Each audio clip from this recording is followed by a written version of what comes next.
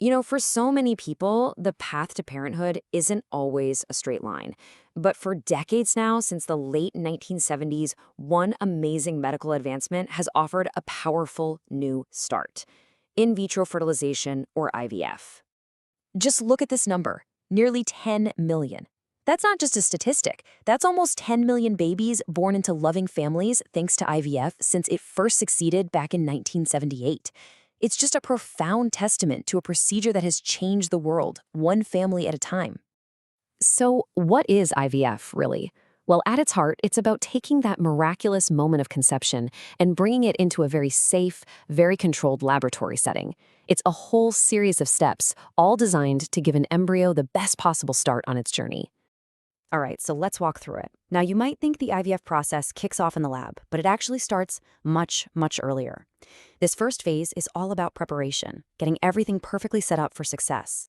The process really begins with a deep dive. We're talking a complete medical history, a whole series of fertility tests and analysis. From there, doctors often use hormones to get the timing just right, regulating the menstrual cycle with one big goal in mind: to maximize the number of mature eggs available. Okay, so once all that prep work is done, we move into the clinical phase. This is where the real magic of science steps in, helping to create the very first stages of life. And even though it sounds complex, you can really break this part down into 3 key steps. First, you've got ovarian stimulation. Second is the egg retrieval. And third, well, that's the big moment, fertilization, right in the lab. So the whole point of this first step is to boost the odds. See, in a typical monthly cycle, the body usually matures just 1 egg. But with IVF, injectable hormone medications are used to encourage a whole group of eggs to mature all at once. Then, after some careful monitoring, a final trigger shot is given exactly 36 hours before retrieval to get them perfectly ready. Once those eggs are ready to go, it's time for the retrieval. Now, this part can sound a little intimidating, I know, but it's actually a minimally invasive procedure, and it's done with sedation so it's comfortable. A doctor uses a very thin needle guided by ultrasound to carefully collect the mature eggs. And now we're in the lab where things get incredibly precise.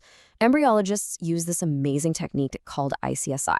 What they do is take a single healthy sperm and very carefully introduce it directly into a mature egg. And it's incredibly effective. On average, about 70% of mature eggs will fertilize this way. With fertilization complete, the focus shifts entirely to the embryo.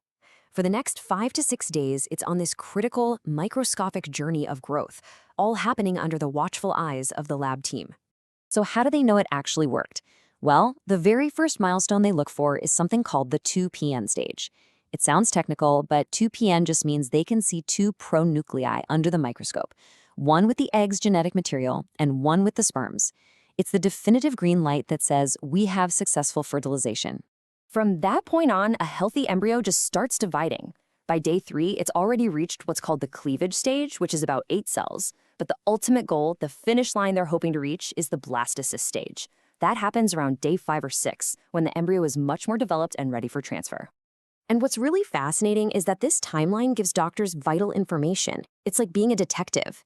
If an embryo stops developing before it gets to that 8-cell stage, it's usually considered an egg problem because the egg's genetics are running the whole show at that point. But if it stops developing after the 8-cell stage, well, then it could be an issue with the egg, the sperm, or both, because that's the point when both sets of genes have to kick in and work together. So you might be asking, why wait all the way to day 5? I love this analogy from Dr. Randy Morris. He says to think of it like a race. You're going to be way more confident picking the winner after 5 laps than you would after just 3, right? It's the same idea. Waiting for an embryo to reach that blastocyst stage really helps the strongest, most viable ones stand out from the pack. So, after days of careful monitoring in the lab, the journey finally reaches its most hopeful, most climactic moment, returning the chosen embryo back to the uterus. And you know what? This final step is remarkably simple and gentle. The whole transfer procedure usually takes maybe 10 minutes, and it feels a lot like a routine pelvic exam. A doctor uses a very thin, very soft catheter to carefully place the embryo right where it needs to be so it can hopefully implant and keep on growing. To really understand the chances of success with IVF, it's helpful to stop thinking of it as a single event.